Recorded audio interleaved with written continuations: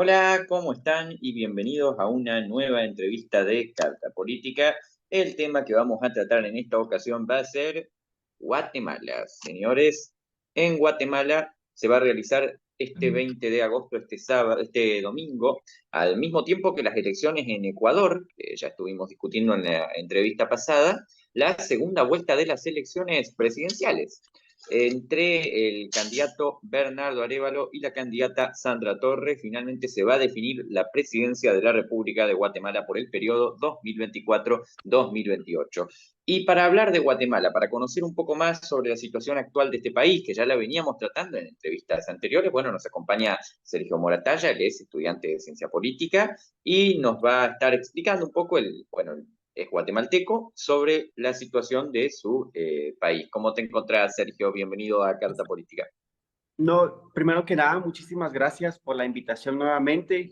Sí, mi nombre es Sergio Moratalla, soy estudiante de Ciencia Política en la Universidad de San Carlos de Guatemala, en la única universidad pública, y siempre estamos a las órdenes para hablar de la situación coyuntural y el peligro institucional que atravesamos en nuestro país. Un placer recibirte, Sergio. Y bueno, sin más preámbulo, para comenzar, si pudieras hacernos un pequeño resumen sobre la votación que va a enfrentar Guatemala este domingo. Yo sé que es una pregunta bastante amplia, pero bueno, un resumen como para ir conociendo la situación. Ya habíamos tratado más o menos en la anterior entrevista, pero algo para conocer. Bueno, esta campaña, después de la segunda vuelta que vimos que Bernardo Arévalo de Movimiento Semilla dio la sorpresa, porque no nos esperábamos que un movimiento opositor, un movimiento totalmente distinto a lo que estamos acostumbrados a elegir los guatemaltecos cada 4 años entre el menos peor, hoy se coló una alternativa totalmente distinta, me atrevería a decir disruptiva en cuanto a la lucha anticorrupción en nuestro país. Estos últimos días, estas últimas semanas, hemos visto cómo se ha desatado una gran cantidad de desinformación, discursos de odio, campañas de desprestigio, difamación en contra de este movimiento, porque aún sabemos que el sistema, el régimen de corrupción y de impunidad que impera en nuestro país está en alianza con la candidata del régimen. Así le llamamos a la candidata de la UNE, Sandra Torres, que aglutina a todas esas fuerzas reaccionarias, conservadoras, que en algún momento se han denominado pro vida y que han estado a favor de la captura y la subordinación de nuestro sistema de justicia, y sobre todo han exiliado, han encarcelado a jueces, magistrados, periodistas, medios de comunicación que hoy, si no están en la cárcel, están en el exilio. Entonces, hoy vemos cómo esta campaña de desinformación ha aumentado. Sin embargo, la mayoría de guatemaltecos estamos conscientes de que la única opción es el movimiento Semilla en estos momentos, y que debemos frenar y que le debemos cerrar filas a esta candidata que representa el continuismo de este gobierno que ha saqueado nuestros impuestos, que se ha robado el dinero público. Entonces, hoy vemos con mucha esperanza, con mucha emoción, sueños colectivos.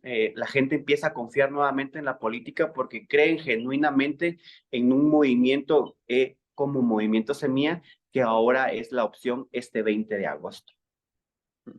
Y eso es muy interesante, Sergio, si tenemos en cuenta que, bueno, hasta hace poco parecía que Sandra Torres era una candidata opositora también al gobierno actual. Fue la segunda candidata más votada en las últimas dos elecciones, ¿no? ¿Hubo algún giro en ese sentido?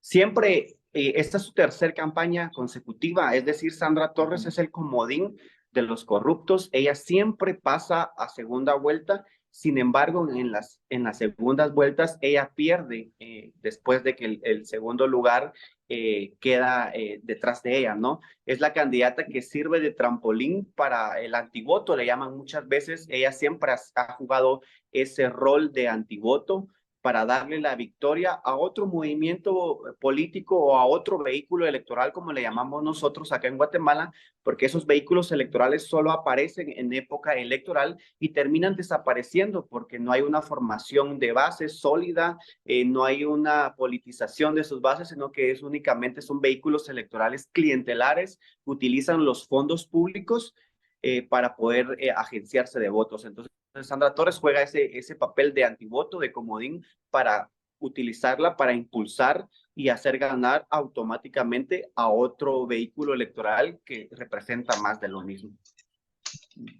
Y esta campaña, ¿cómo se estuvo desarrollando? ¿Algo que quieras comentar sobre las propuestas, sobre los debates que se han dado? Me atrevería a decir que esta campaña dejó mucho que desear, no por el candidato Bernardo Arévalo, sino por la candidata Sandra Torres, que se ha dedicado a difamar, a desprestigiar y con el apoyo y el respaldo de grupos reaccionarios como militares, por ejemplo, exconvictos de guerra, militares acusados de genocidio y crímenes de lesa humanidad, los conservadores, algunos grupos que se llaman Provida, que están en contra, por ejemplo, del aborto o del matrimonio igualitario, que en nuestro país aún no existe esta agenda. Sin embargo, es la misma agenda que asusta a América Latina, ¿no? Que el comunismo, que el socialismo, que van a aprobar en temas de diversidad, en temas de mujeres, el aborto y el matrimonio igualitario. Entonces ha aumentado esta campaña de desinformación, de desprestigio y de difamación por parte de la candidata del régimen, por parte de Sandra Torres. Entonces se ha desarrollado esta campaña deja mucho que desear. La señora Sandra Torres no ha asistido a los debates. Al único debate que asistió fue el día lunes, donde no tuvo argumentos, donde se dedicó solamente a desprestigiar, a difamar y a lanzar datos erróneos y desinformación en contra del candidato Bernardo Arévalo. Entonces vemos que sí hay una opción viable en estos momentos, pero los medios de comunicación aliados al sistema y a algunos empresarios, me atrevería a decir también que les conviene que todo esto siga igual, han estado utilizando sus medios de comunicación, a sus voceros, incluso han contratado a gente que hace contenido en redes sociales para esparcir este tipo de desinformación y beneficiar a Sandra Torres en estos momentos. Sí, ha habido mucho uso de las redes sociales, ¿no? Sobre todo en ese sentido. Nada, si pudieras comentarnos un poco más sobre el panorama que enfrentará el nuevo presidente, independientemente de quién salga electo el 20 de agosto, que va a tener gobernabilidad.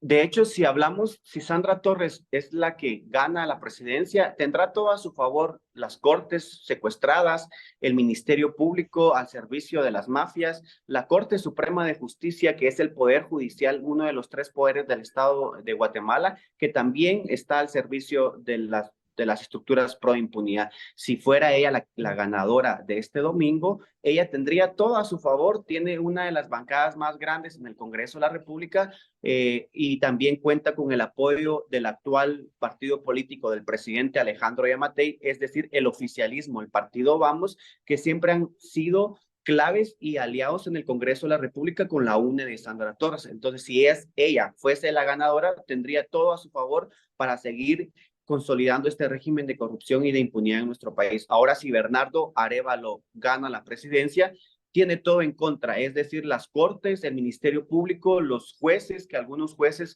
han sido enlistados por el Departamento de Estado de los Estados Unidos por ser antidemocráticos y por fungir a favor de la corrupción y de los grupos pro impunidad, es decir, están buscando en todo momento desarmar, desarticular a su gobierno, desestabilizarlo más que todo y sobre todo cancelarles el partido político, el movimiento Semilla, para que se queden sin representación en el Congreso de la República, para que los diputados no tengan una bancada, no puedan integrar junta directiva, no puedan integrar comisiones de trabajo o simplemente sus iniciativas de ley no tengan voz ni voto porque no representan a ningún partido. El anular a un partido político en Guatemala es precisamente dejar sin el brazo político al presidente, que en este caso si fuera electo Bernardo Arévalo, en todo momento van a tratar de desestabilizarlo, van a tratar de procesarlo, van a tratar de quitarle el derecho de antejuicio que goza, es como una protección, como un escudo que tiene todo funcionario público en nuestro país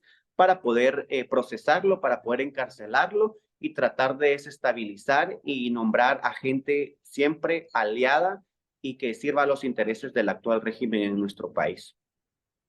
Sí, me interesaría que repasáramos precisamente lo que ocurrió después de la primera vuelta, porque hubo una maniobra bastante importante y bastante obvia, o sea, va más allá de las opiniones, para intentar anular la candidatura de Arévalo, cuando se confirmó que le había pasado a segunda vuelta. ¿Es posible que se intente impedir que asuma la presidencia si gana? De hecho, el fiscal de la Fiscalía Especial contra la Impunidad, Rafael Curruchiche, que también ha sido incluido en esta famosa lista Angel del Departamento de Estado de los Estados Unidos, hace un día, al día de ayer, por ejemplo, eh, dio entrevistas a un medio de comunicación donde aseguró que ellos pueden actuar antes de la segunda vuelta, es decir, pueden actuar hoy o incluso mañana para intentar pedir órdenes de captura en contra de Bernardo Arévalo y Samuel Pérez, actuales diputados. Por ejemplo, Bernardo, candidato a la presidencia, y Samuel Pérez, diputado actual y diputado electo para un segundo periodo consecutivo en el Congreso de la República. Entonces, esta estructura que muchas veces en algún momento la FESI, la Fiscalía Especial contra la Impunidad, funcionó para luchar contra la corrupción y las estructuras pro impunidad en nuestro país, ahora dio un giro totalmente a favor de estas mafias, a favor de esas estructuras. Entonces, lo que están haciendo o evidencian cada día más es que la intencionalidad y el objetivo principal es impedir que Bernardo Arévalo asuma la presidencia, en dado caso él sea electo el próximo domingo, el 20 de agosto, de forma democrática, a través del voto popular, del voto de la población guatemalteca. Entonces, no descansarán hasta lograr su objetivo, que es evitar que una opción totalmente distinta, una opción que cuenta con el apoyo y el respaldo de la mayoría de la población guatemalteca que se cansó, que se hartó de la corrupción, que se hartó de la impunidad, hoy respalda a Bernardo Arévalo, y lo vimos el día del cierre de campaña el miércoles pasado, que es emocionante ver cómo la Plaza de la Constitución del Parque Central en la ciudad de Guatemala se abarrotó de gente que confía, de gente que vuelve a tener esperanza en este país, de que hay una opción viable, de que hay una opción totalmente distinta. Y es por eso que los corruptos, que los criminales y que todas estas estructuras que han subordinado y capturado el sistema de justicia hoy están haciendo todo lo posible por bloquear la candidatura de Bernardo Arévalo y desestabilizar su gobierno, que puede que sea electo el próximo domingo. Mm.